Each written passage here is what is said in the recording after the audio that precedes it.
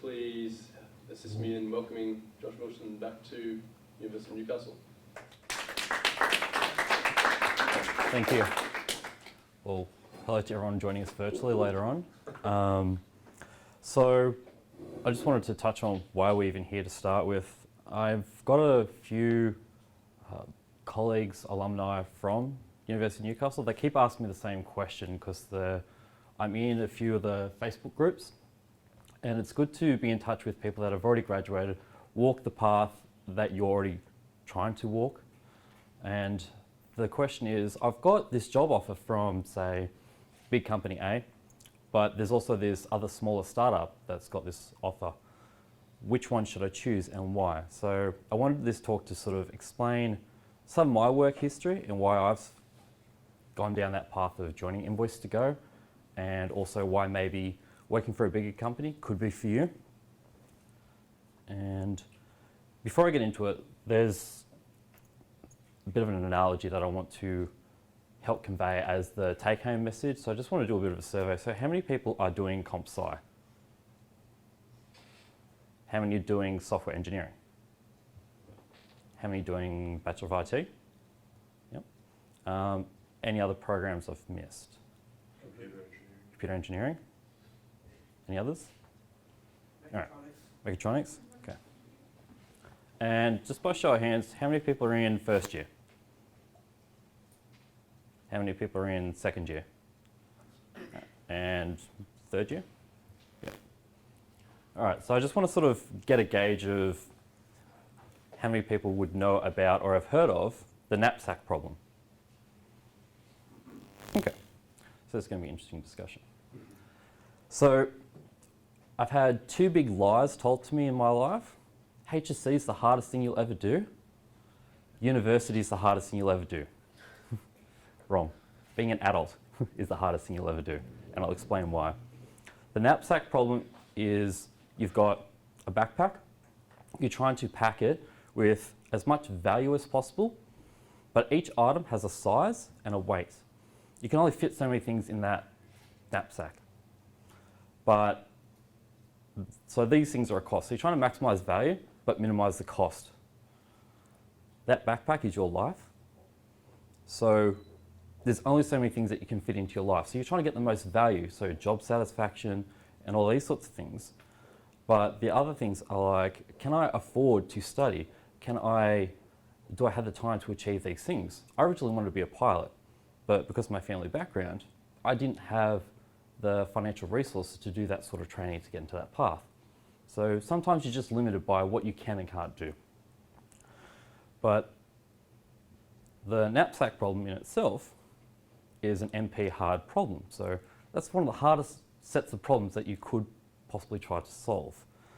And trying to be an adult and figure out all these things in your life that I want to maximize these things and minimize these costs, that's hard. Like PhD researchers, this is a hard problem, and you're pretty much trying to do that on a day-to-day basis as an adult, and that's why being an adult is harder.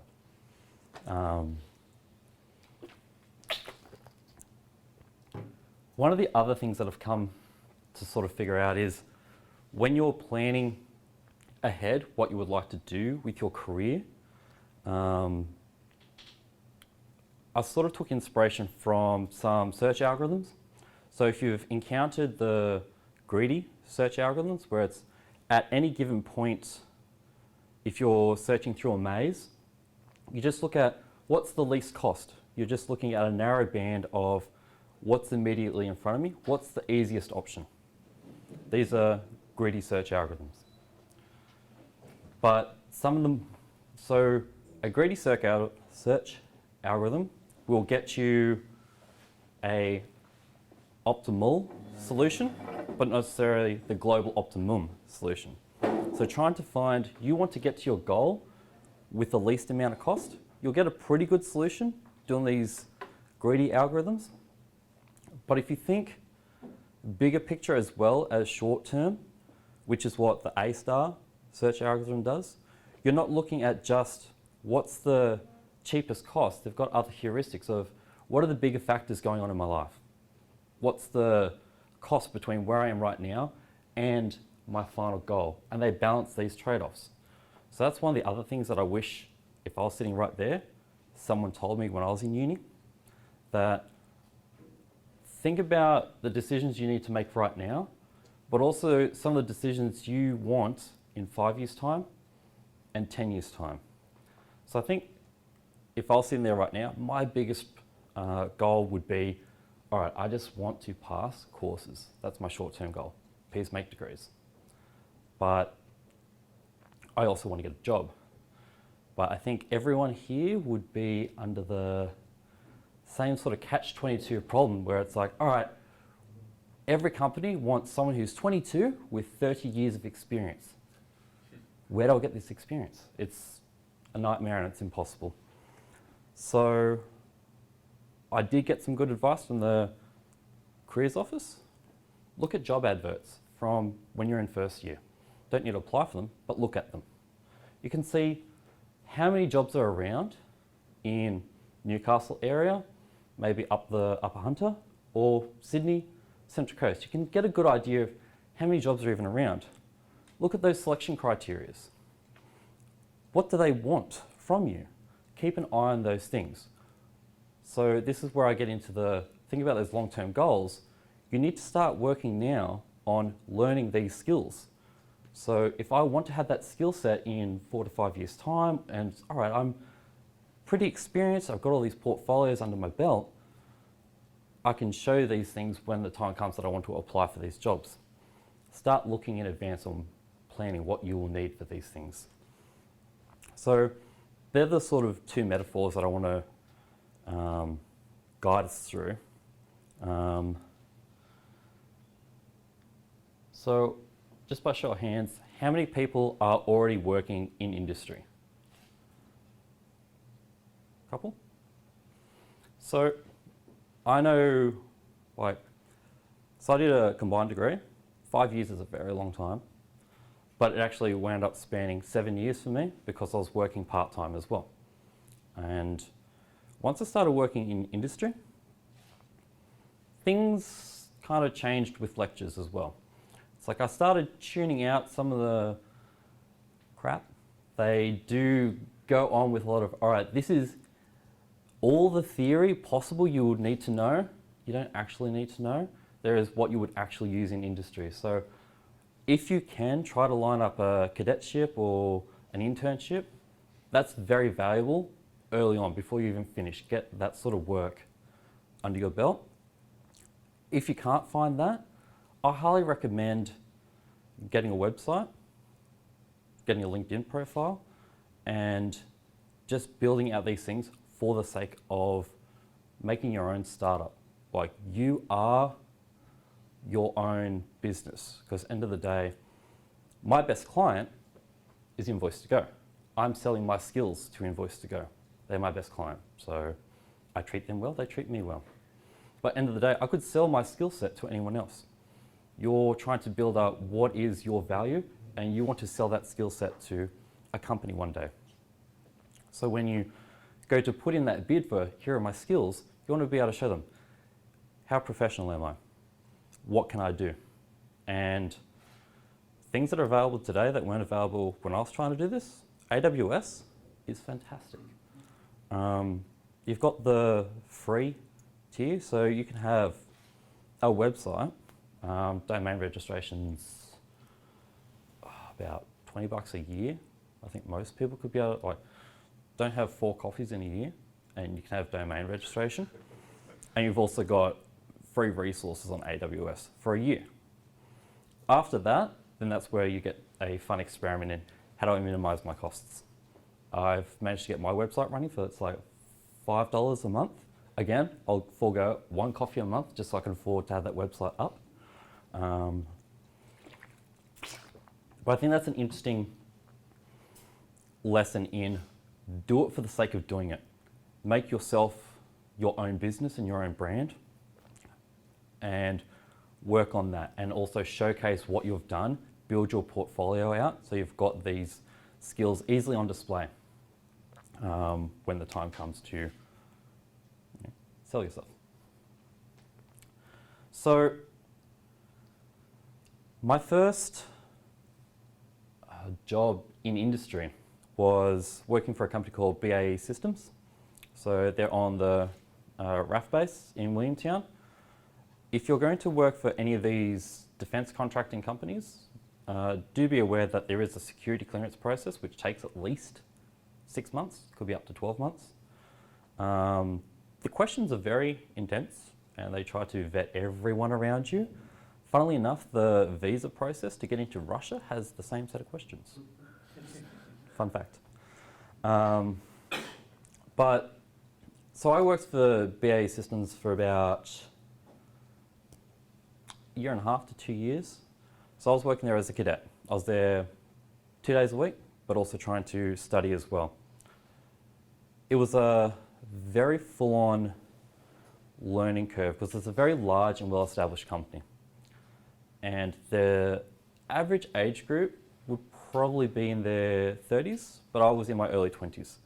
So one of the things I found was a struggle was trying to gel well with my colleagues because there was a bit of a generational gap because I was the first of that cadetship program to try and figure out how they can sort of get undergrads.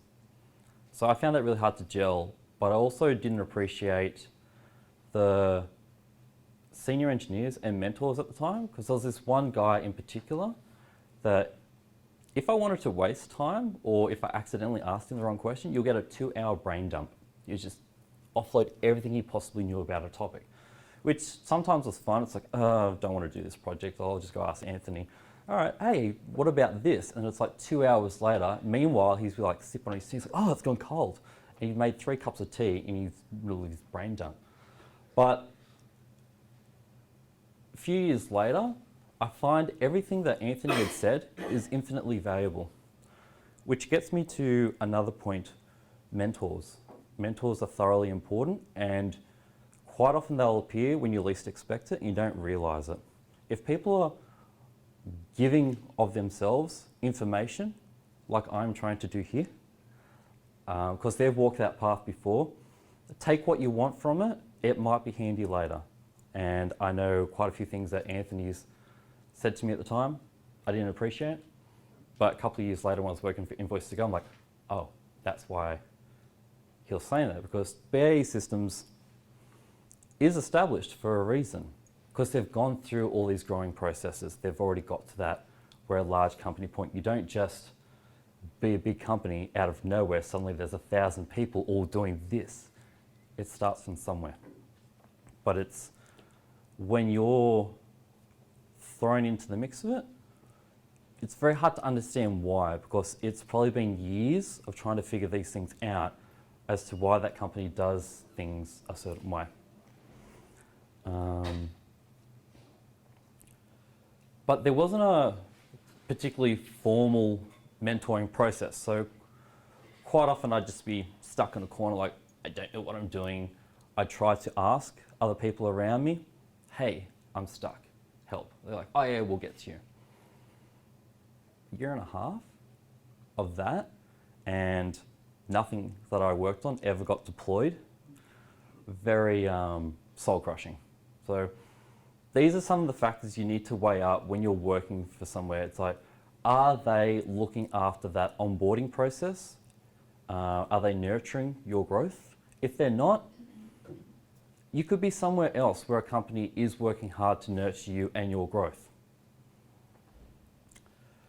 One of the other things with BAE Systems at the time, being a government contractor, they have to put bids in to get the work that they do.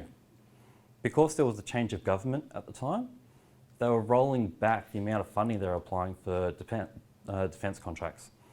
So the unit that I was working in had about 50 people, but because of this change in funding, anyone that left or got fired, they weren't replacing. So they're just trying to shrink the amount of people in this unit. It's like, oh, I'm an undergrad. When I graduate, is there going to be a job for me? Not particularly good job security or long-term prospects if I'm subject to these sorts of factors. So that starts to play in your mind. I'm like, is this really for me? Not really. Like, I couldn't see a future with them. And again, back to who was my best customer? I didn't see them as being a particularly reliable customer. It's like, if they're not going to give me work or pay me, I'm going to look elsewhere. That said, there were some particularly fun moments with working for BAE.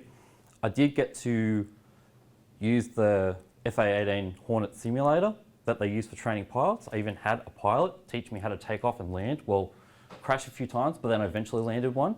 And that was super fun because they actually have a couple of different simulators all hooked up. And what they can do is have those virtual planes linked up to their plane network as fake planes with actual planes flying around. So if I'm in a real plane flying around, these simulator planes will appear on my radar. So that's kind of how they do some of these war games and training pilots with real aircraft and the avionics, which gets back to what I was saying earlier. I wanted to be a pilot. One of the beauties of being a software engineer, we can kind of get ourselves into just about any industry, which is awesome. We can just sort of sideways get into it. So I've got some of that experience that I wanted to get, but not necessarily being a direct pilot, otherwise I would have smashed a $20 million plane. One of the other fun things that I did get to do whilst I was there, we're testing some of the avionics, and one of the things is the long-range laser-guided radar. So one of the guys that was mentoring me, we pointed this thing out the window and we're trying to track onto birds, but at the distance they were at, it was a bit too far. But there was this guy outside a hangar changing light globes. So just climbing up the ladder, change the light globe, back down the ladder, move the ladder across. So we just locked it onto this guy, and the radar would just keep following this guy whilst we were running some other tests. So we just needed to automatically track onto something moving. So this guy changing all these light globes, we were just watching this radar, just watch this guy for like half an hour. It's like, all right, awesome, test pass, and this guy didn't know he was part of the test. So that was kind of fun. But when that wrapped up, I was like, all right, I need work. I need to be able to fund myself, like paying the rent and running a car, not cheap. So I was looking on some of the notice boards and I noticed the Department of Psychology. They were doing a research grant where they needed to do some 3D spatial learning software to try and test people coming out of high school. How well is your 3D reasoning? So I worked with them on this grant to try and develop these learning tools. And that was fun, but very challenging because it was me and we hired another software developer. But being in the psychology department, they're not very good at managing a software team. So responsibility is on me. So that was a very interesting learning curve in itself. But working for the university, they intentionally only do 12-month contracts because if things aren't working out, they don't have to renew the contracts. And that means they don't have to fall into this unfair dismissal sort of territory. So you've got this weird grey area of job security. If you're doing your job well and the university has funding, you're sweet. It's not just the university that does this, hospitals do this too, and a lot of other institutions. So be aware of places that do 12-month only contracts because you may have to be looking for work every 12 months. So just be aware of other industries that do this. It's not just, I'm not bagging the uni, I'm saying they are an example, but they do it for a reason because they need to look after themselves, but also they're subject to what funding they get from government and other sources.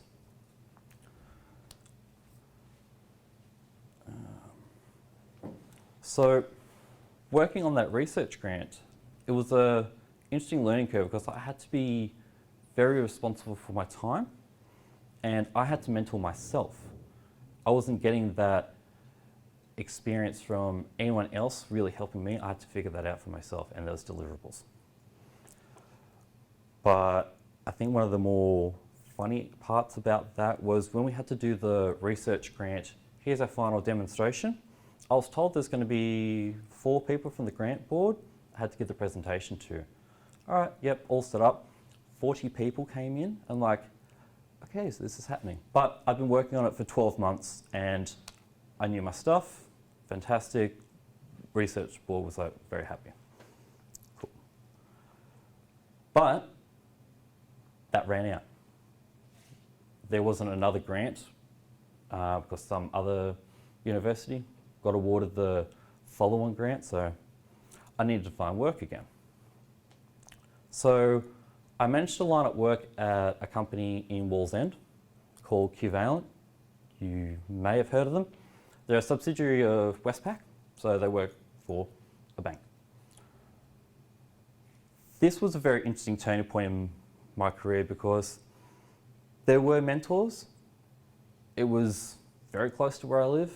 A lot of people from University of Newcastle pretty much just funnel into there, and it's a pretty sweet place to work for. But some of the projects that I was given, because they're about 50 to 100 people in size, I was given this much responsibility. And it's like, I'm still at uni at this point, and it's like I haven't even graduated yet. I've got this much responsibility, so I've got this much room to prove myself. Not particularly fun. So this thing called an iPhone had been released. iOS was sort of taking off. And I was out with one of my friends who was a graphics designer working for Chris Strode, who made Invoice2go. I was saying, oh yeah, I'd like to get into this iOS development sort of stuff. And he's like, oh hey, I know a guy, he's working on this stuff, I can link you up. So we did, we had a chat, and Chris was like, oh yeah, I like your work, take you on. And this is when the iPad was just getting launched. It was a few months away. And Chris had got Invoice2go to the point where it was paying for itself. And that was a long road for him because that was 7 years before I even started. But actually Invoice2go was the third startup that Chris has had a crack at. And this is one of the things about the entrepreneurial spirit. Have a go, be prepared for something to fail, but know when to pull out. Fail fast. And that's what Chris was doing with the first two, and then Invoice2go managed to get traction. Fantastic. But it got to the point where it was too much work for one person to handle. And his wife was doing all the support emails, and it was too much work for her to handle as well. It's like, all right, this is a good problem to have. Like, we've got too much work. That's when we can start hiring employees. So if you start your own startup, don't let yourself get crushed by the amount of work. Know when you need to start hiring people to help you, to share your vision. So that was 2010, and it was me and Chris. But I'm not sure if you have the same, you want your software to be perfect, because it's like when you're shipping this, it's like you don't want something to be causing some problems in production. When you're submitting an assignment, that's fine because some things don't work. It's like it's graded, like it doesn't have to be 100%, but when you're shipping something into production, it has to be 100%. So I had to fight my inner perfectionist of, I want to work on this indefinitely. And it's sort of like going down that rabbit hole of how long do I spend on this? But then Chris was a fantastic mentor, and being just the two of us, that was a fantastic experience because he knew that the success of the company depended upon us being able to work together and me being able to grow and achieve what he needed. So one of the important things that Chris did teach me was that you need to balance the quality of your code, but we need to ship it. Like, this needs to get into production. It needs to be able to pay for the next version of the code. So being able to learn the difference between the perfect software engineer and a businessman, that is what you will need to understand if you are your own startup. Balance these things. And this gets back to what I was saying about with the A-star search. You need to balance these goals. You need to balance your value and costs, these constraints. Like, if I work on this infinitely, I need to take my salary, but I'm going to run out of money, so I need to ship this. The app, when it first launched, when I started, it was $10 a hit forever. I'm like, how am I going to get a salary out of this? So if I want to be, at the time, I think it was like 45K I was on. So that's like, he needs to sell how many versions of the app per year just to pay for my salary, let alone his and his wife's? It's not particularly sustainable, but this is a huge risk for me. I left Qvalent, I was there for like 2 weeks. Huge career there. Actually, the entire time I was there, I was negotiating with Chris to start work at Invoice2go. So I was like, I actually took a pay cut from Qvalent to go work for Chris. Forget what's going with that. That's right. So trying to balance the funding and where that's coming from. I was like, it's a risk. So I took that and knew that if this doesn't work out, I need to look for another job. But also, I wasn't going to let the success of the company be on my shoulders, so I did everything I could. I poured my heart and soul into making sure that it wasn't me that was responsible for things going south. One of the awesome things that I do tell people about why you should work for a startup, the amount of responsibility you're given at some of the bigger companies is this. You get this tiny slither of a project, whereas here's the entire project. Chris was doing this much, I was doing the other half of it. So being just a solo app, it just ran on your phone. But what we did was we were going to release an Android version, and it also needed to talk to our desktop version and have a web app eventually come out. So, funny story, I was actually playing indoor soccer, got a bit angry, punched a wall, I actually broke my knuckle, so it's not sitting straight anymore, so my hand was in a cast.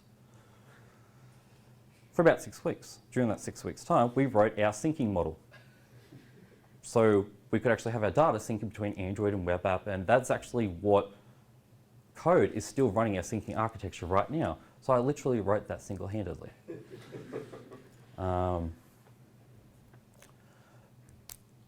But we did spend a lot of time trying to get that right.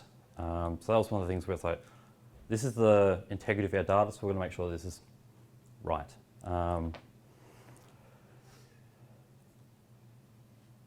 Which gets me to one of the other things that I wish, I'm glad someone did teach me this when I was in uni. Manage your manager. You're learning, but they're also learning. Right now, I wouldn't say I'm the expert of everything. So I would quite happily take advice from anyone if they've got something to take on. Actually, one of our company values is best idea wins. And that's because I developed a relationship with Chris and everyone else that's joined Invoice2go where, okay, I'll listen to your idea, take the merits of that, but also what about this? I'm quite happy for you to refute what my ideas are. As long as you can defend your idea, fantastic. So we had this relationship going, and this is one of the more important things of when we're trying to build a syncing model. So it was bulletproof, and it's got us this far, so this seemed to have worked, is we checked our egos at the door. We were here, we were present, we're developers. And this is one of the things that we do pride ourselves on at Invoice2go, that when you come to work, this is your temple, and we do just software. Whatever other issues is going on outside in your life, you check that at the door, and we do this, and we're very professional about it. So we got into some heated arguments, but that was always focused on making sure that we got the best solution. And by the end of us defending each of our points, we don't know who came up with the original idea. And that was fantastic because we wound up having really good solutions. Although sometimes you do ship some pretty bad solutions. I'm responsible for a really bad bug that did go out. But also one of the fun things about being in a startup is being able to innovate on the fly. And it's like, oh dear, our leaderboard being number 1 that was plummeting because of this bug. How do we fix this?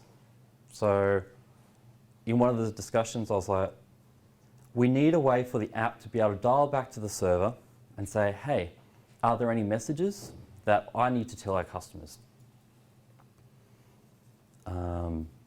So it can tell them, please update, don't use this version of the app. We've already got an update out. So in that, we're able to use a technique where it checks how many invoices that person's created. And then from that same mechanism of checking, are there any messages, we're able to see, oh, have they made 20 invoices, have they made 15 invoices? And using that same dial home messaging thing, we're able to say, oh, hey, if you've already made 20 invoices, please leave us a rating. So we only targeted people that were already happy and already using the app. So by turning this messaging system off and on, we're able to go from, I think it was like 20 because of this bug, and we only turned it on for people who are already happy, and all these people left us 5-star reviews, back up to number 1. So it's like, from a really crappy production release, managed to turn it around, and that mechanism has kept us at number 1 because you're only asking the right people, oh, hey, are you happy? So it's because there's fewer egos, I guess, at the table that you get these opportunities at a startup. And I'd like to say that Invoice2go has started. We're already there because it's no longer just 2 people. We quickly grew in a year to 10 people. So it was pretty much 10 guys in a room. A really good atmosphere. We worked really well. But then after about 3 years, we were expanding we had an office in the Philippines, and we're also expanding an office into Jakarta. So a lot of the grads we're getting from UoN, and they're Indonesian. So instead of them going home and taking a whole lot of leave, it's like, oh, we're getting a lot of talent from Indonesia, so let's try starting an office there. And we did. And I lived in Jakarta for 6 months. And that was an interesting experience in itself. But this is what we did. We expanded because we needed to get more grads really quickly, and we just couldn't compete with the likes of Atlassian and some of the other bigger ones where it's like they're just sucking all the cream of the crop. But where we were, it's very hard to get that talent, and we needed it now. So we expanded, which brought some interesting challenges, going from 10 people in the same room to about 30 to 40 across different time zones and in different offices. So this brings me to my next point. We had to scale, and what works for 10 people in the same room doesn't work for when you've got different time zones and different offices. That's hard. So you have to scale your processes. And you also have to scale yourself and how you grow and how you adapt. And when you're friends with these original 10 people, but you've suddenly got 20 new people that you need to work with, there's a whole lot of new personalities that you haven't encountered before as colleagues, which after a year of the Jakarta office having been created, around about that time is when we got approached from a venture capital company, and they gave us 50 million. Well, they didn't give. It's a more complicated situation than that. But when you take on funding, it's like one of the more complicated loans you could possibly ever take, because it's like, oh, hey, here's $50 million, but we want you to do everything you can to make it 10 to 100 times bigger, or lose it all trying. So that's a very big responsibility on our back to try and succeed. But the thing is, these are smart guys that invest, and they know what's a solid investment. So they did their research on us, and they're like, we see you've got potential. So they bet big on us, which is awesome. And in doing so, we had because we were profitable at the time. Like Chris had managed to make Invoice2go at that 30 people, multiple offices. It's profitable on his own back. But we needed to get to 100 people really quick. We didn't have the money on hand to be able to pay everyone. Like, we wanted to get to 100 people really quickly. We didn't have the money to get some top tier talent and pay all the salaries straight away. So that's when you need to get funding and you need to talk to these people. So if you're making your own startup, these are some of the things that you're going to need to be aware of, because if you need funding to pay for people in that meantime, we can be operating at a loss to do that. But now I think we're finally breaking even again after a couple of years of the funding, which is awesome.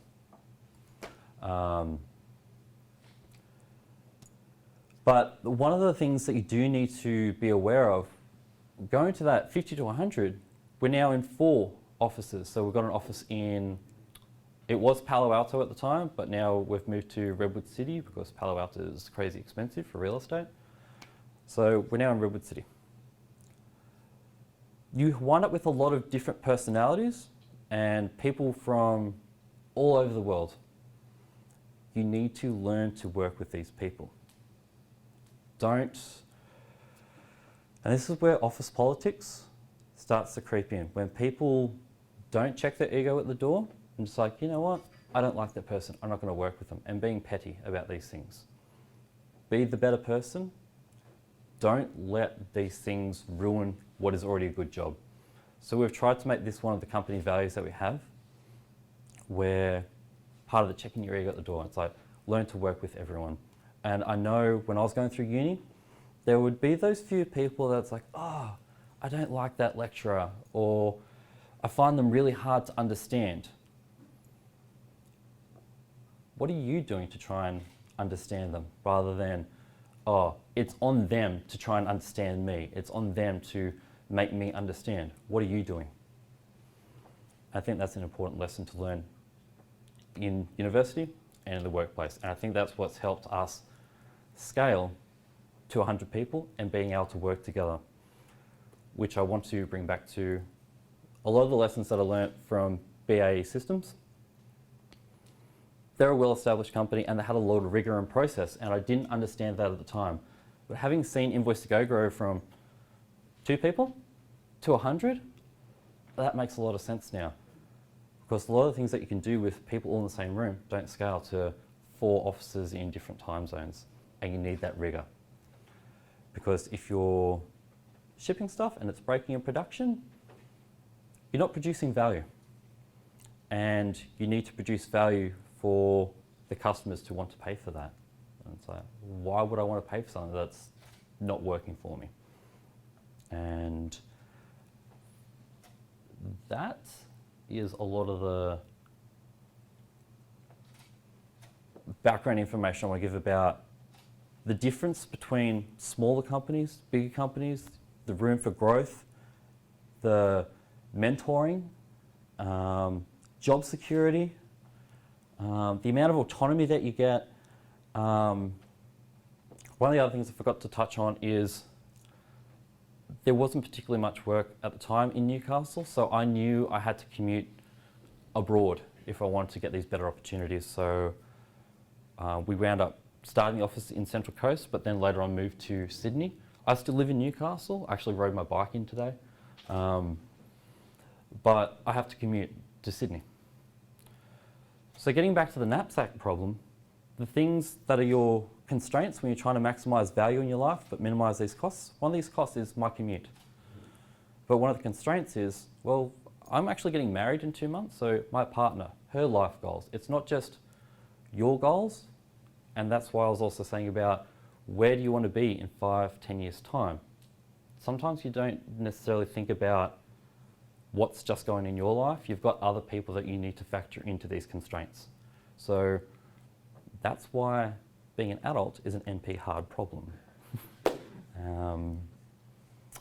So if anyone wants to know more about how to find these startups, I highly recommend joining these Facebook groups that the Computing Society's created. It's fantastic.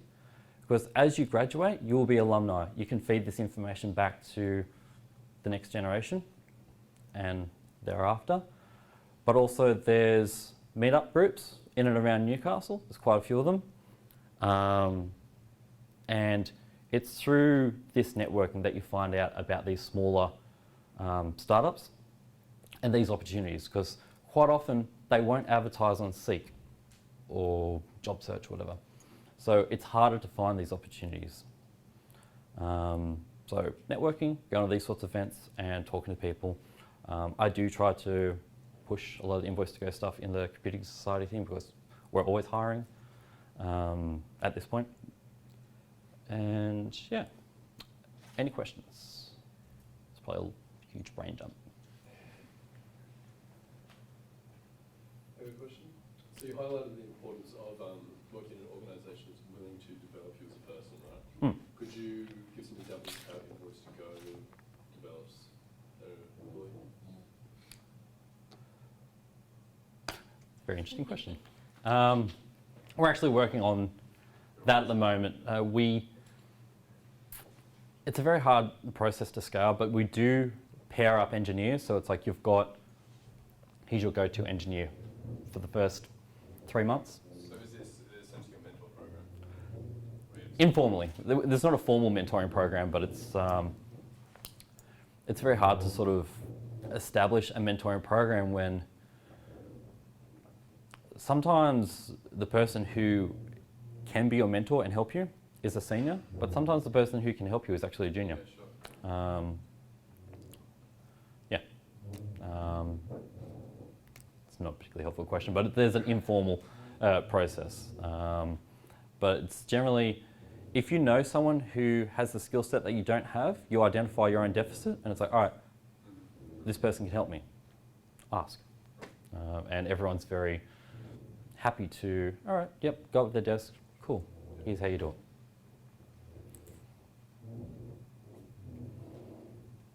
Yes? Would you say from when it was just you and the founder who created it, to now, has there been more stability to now? And if so, what's the work schedule for someone like you and someone entering in like in an hourly breakdown, like hours-wise?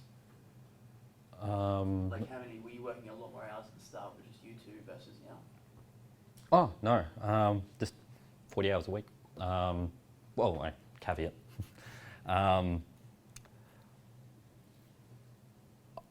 My personality is a workaholic, so I would do a lot of extra hours regardless because I just live and breathe software. So it's a very long train ride from the Central Coast to Newcastle and now Sydney to Newcastle. So how do I feel in that time? Code. So I was doing a lot of extra hours, but that wasn't necessary. It's not enforced. We do encourage work-life balance. Do your 40 hours, but when you're on the clock, you're on the clock.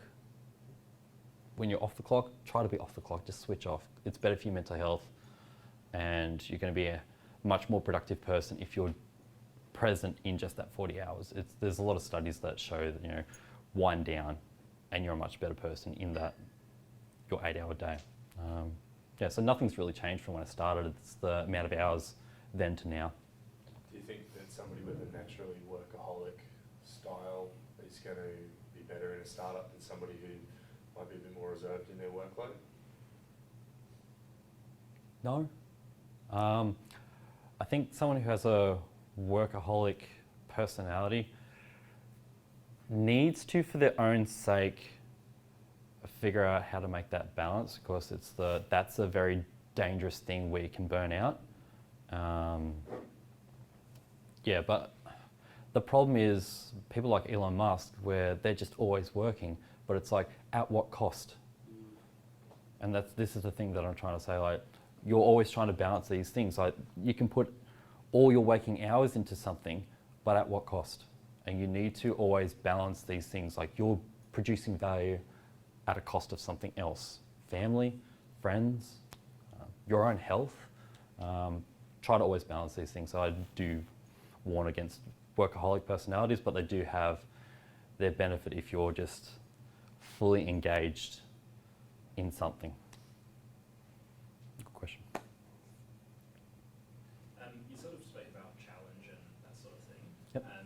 Have you found that sort of over the years it's become less challenging, or how do you maintain that kind of state of being challenged in work, in what you do? Fantastic question. So I was working on the iOS platform for about 4 years. And this is around the time when they were switching from Objective-C to Swift. And I'm like, another language? Come on. And I was kind of getting a bit bored with the iOS development scene and a lot of the stuff that Apple's just pushing. And I wanted to change, and I was getting a bit sick of it. But I was really focusing on a lot of the stuff that we did with our syncing model, and in particular on the client, the SQLite databases, and managed to implement a search algorithm for full text search. And that made it really fast to find any invoice. And the way that we built it is it downloads your entire account to the client.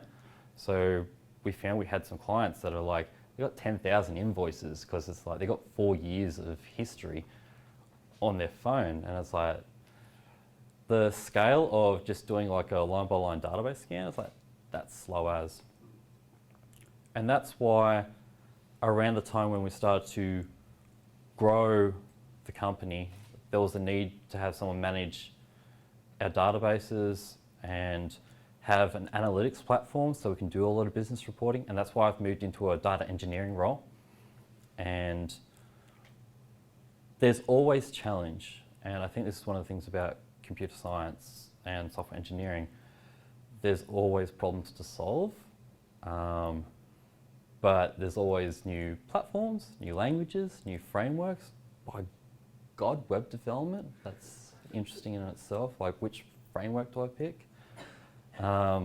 There's always challenge. And I think that's why everyone here is choosing to go into software, because there's always that novelty of what's the next thing that needs to be solved. And that's one of the things I love about working for Invoice2go too. So a lot of our customers, they can't do this. They can't write this software. They can't write syncing architecture. We can. Let's provide that solution for them, and that's the value we provide for them. So whether it's invoicing, because let's be honest, invoicing is boring as, but syncing model and being able to facilitate these things, that's a fascinating problem, and that's what I like solving. And it doesn't matter what industry you wind up getting into, there will always be these interesting and challenging tasks that need to be solved. I hope that answers your question. Yeah.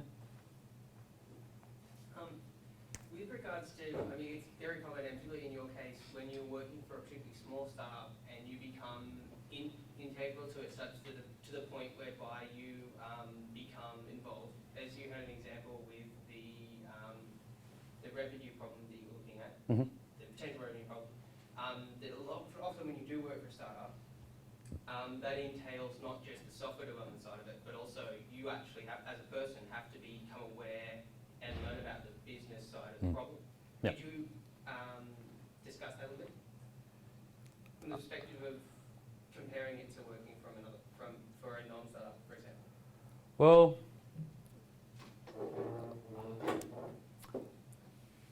my experience was a lot of the specifics of the business did get shielded from me, so I was able to focus and be a software engineer. But you do need to understand when you're, say, negotiating your salary. This is something that everyone in this room is going to have to do every year, negotiate your salary. I highly recommend Art of War. Highly recommend it, because make them show their hand before you. It's all information trading game. But if you understand where they're coming from, trying to run the business, I always approached it with what value can I offer, what's in line with their goals, and trying to understand how the business operates. And those sorts of things almost puts you at an advantage, and understanding their wants and needs. How can you help them? So it's not just software engineering at times. So it's some of these other softer skills that you do need to learn. Yeah, does that help? Yeah. Also, on that topic, I highly recommend learning about shares and what share options are and what that means, because they can be a fantastic reward for all your work that you're putting in to create value for the company, so you can see that value back. But Not necessarily. I know a few people that work for startups where it's like, oh, I've got these share options, but the company went under. So I've got a capital gains loss that I need to report on my tax. And it's like, oh God, this is a minefield of things that I suddenly need to know about because I need to declare this loss over like 4 or 5 years. So understand about shares and make sure you read any and all of these agreements and get advice from a professional, read over it and get them to explain it to you before you sign anything. Yeah, because there's been quite a few times throughout different things that I've done where employers don't necessarily check all the details, their lawyers don't check all the details, and you kind of need to do their job for them. So always get your own professional counsel in these sorts of matters. So I think that's a huge tip for anyone entering into these spaces. I know actually a couple of the people that work for Invoice2go. So startups aren't all going to get $50 million investments. Shock. A couple of the guys that work for Invoice2go, they actually came from a failed startup. So this is one of the other things that you do need to be balancing with values and costs, risk. There is a good chance you're going to have to be looking for a new job.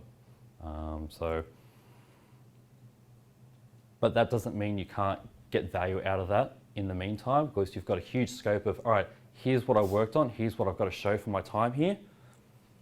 It didn't succeed, that's fine. But here's what I've got to show for my time. So that's also a short to mid-term sort of investment that you can show for that time. Hopefully that's helpful. Any more questions? Yes. So how do you know when to run with a startup idea that you think it's great, but then it turns out it's been done, you didn't know about it, or it's just something that's just the marketplace isn't ready for? How do you determine that? That's a fantastic question. If I knew the answer to that, I'd have my own business. I wouldn't be working for a startup. Yeah. Yeah. Would you just say to try and fail fast? Yeah. Fail fast. Failing fast. I think a lot of the time we sort of kid ourselves out of starting something, because do your research, see if it's already been done. If it has already been done, match all those features and add something else. Because all you have to do is make a dent in the market and it's like, all right, I am the best solution for this. So how you're providing value is always a good way to look at it. And if you're no longer providing value and you can't support that, then know when to bail out. And if you keep an eye, a view on what you're doing with it, you should know intrinsically when to bail out. Any more questions? Which part of formal education have you found most useful in your career, like technical sort of subject? Ooh. Formal languages, discrete maths, compiler design. Compiler design damn near crushed my soul. I would not recommend doing that in the same semester as, the computer graphics and the object-oriented software course. What is that one? I think it was like 3,200 or something like that. I can't remember. They're massive courses in themselves. So yeah, those three have been hugely important. In a lot of problems revolve around data structures and how to manipulate data. And that's why I've moved into data engineering, because it's pretty much raw computer science. Manipulating data from one spot to another, and how do I represent that to a customer? My customer at the moment, being a data engineer, is doing a lot of dashboards for the executives. Can you draw, first other question, can you draw the distinction between data engineering and data science? Because data science is a big buzzword here now. Data science is just a buzzword. So that's why I specifically call myself a data engineer, because I'm a software engineer specifically in data. How do I get data from this database to another? And a lot of it's just doing transformations on data. I'd say a data scientist does a lot more statistical analysis and trying to find those deeper insights. A lot of the time, most people that call themselves a data scientist aren't a data scientist. There's no full definition. No, yeah. They do say that it's a combination between like software engineer, statistician, and research professor. We have hired some data scientists to do, like some actual data scientists, not buzzword ones, to do a whole lot of deeper analysis and some interesting projects that we had. And you can, when you work with them, you can tell the difference between them and just a normal software engineer that deals with data. Yeah. Can you suggest, other than compiler design, discrete maths, stats, anything people can do while they're studying to get into this sort of stuff? Any projects they can work on at home? That's why I suggest make your own website, build yourself as your own brand. So if you do have an idea, you've already solved a lot of these technical problems to get that idea implemented. Build a website, build a shopping cart, build a web app. Like, it doesn't have to have an idea, just build something for the sake of building it. Understand that technology stack, so that's not going to get in the way. But that's not necessarily something formally you can do. A lot of what you do after uni, you have to keep learning. There's new frameworks, there's new languages, you have to keep learning. So if you can start figuring out your own informal learning process now, that's fantastic, that's huge. How much time do you spend on that? 2 to 8 hours a week. I mean, catching the train is a really good block for me, so I know, all right, I'm spending this much time on professional development. But I think with your study loads, if you full-time study, they say 40 hours, but it winds up creeping into about 60, right? And then you also got part-time jobs as well. So when do you fit that in? It's hard. So I reckon 2 hours a week, if you're, all right, I'm gonna, in 20 minutes, I was able to get a WordPress website, domain registration set up for my partner, and the following day we have a graphics designer friend that did all the graphics for it. It's up and running, Facebook page. So she has a business good to go in less than 24 hours. It's good to know how quickly you can do this. If you've got someone who doesn't know how to do that, you can sell that skill. That's what is fantastic about being a software engineer. You can deliver this sort of value to friends and family. It's like, I don't know how to do this. I can do that for you. Yeah. For any of our members who are interested in it, if you're not looking to start up a business or anything, there's a couple of companies that will do the domain name as a part of their brand and the hosting for free and just give you FTP access. So you can write the program, the website however you like it, and just upload it to them all for free. No ongoing costs at all. Excellent. 000 web host is a good example. Excellent. Share the links on the page. Yeah, Yep. you guys will see it on our Facebook soon. Awesome. Any more questions? Yes. When venture capital entered Invoice2go, did management change, the direction of the company change, and your roles change? Very good question. And that was probably my biggest concern, and that's one of the things that Chris did talk to me about, because you run the risk of losing one of the biggest assets a company could have, its employees. If they're not happy and they're not happy with the direction that the company's going, they can leave. Like, you're no longer, Invoice2go could be no longer their best customer, so they can move on. So if they're a good VC firm, they know to keep the hands off. What's already working, they're investing in. They want to make sure that they're essentially, if money wasn't a problem, what would you do? Sort of a situation. But they also brought in Greg Waldorf, who was the CEO of eHarmony for 10 years. And Greg personally has an interest in making sure that small businesses and making them succeed. So that's why he personally likes Invoice2go. He jumped on, and he's got a lot of experience too. And through a lot of Greg's direction with that, managed to pick a lot of other, because we didn't have a marketing team at all before we got venture capital. So that was all word of mouth, organic. So that's one of the big things about providing value. But by getting the teams that we had as a deficit, recognizing this is what we can't do, they were just, all right, we'll add these things. They know how to do these parts, how to market us, how to make sure that we're hitting our goals, and they help support the existing engineering team. They didn't touch the engineering team, but then we got to the point where we need to release stuff faster than this engineering team can possibly scale. So we added a lot more engineers, and then it's like, all right, this amount of engineers, it's really hard to wrangle that rodeo. So we need to get a chief engineer, someone who's got experience in being able to wrangle this many engineers and make sure that we've got that direction. So we hired Kalal Das, who's been a fantastic investment in the company, to make sure that everyone is aligned and know what they're doing. And we're scaling our processes from what 10 people in a room would do to being this tier of professionalism, and we're releasing the goods. So VC companies know how to do this, if it's a good one, and they know how to attack it. It's a path that they've walked before, so they know how to handle these sorts of management problems that people might run into. It's like, you don't want to lose your best asset, your employees. Yeah, so they've looked after us really well. Thanks for coming and speaking to us. Thank you. My pleasure.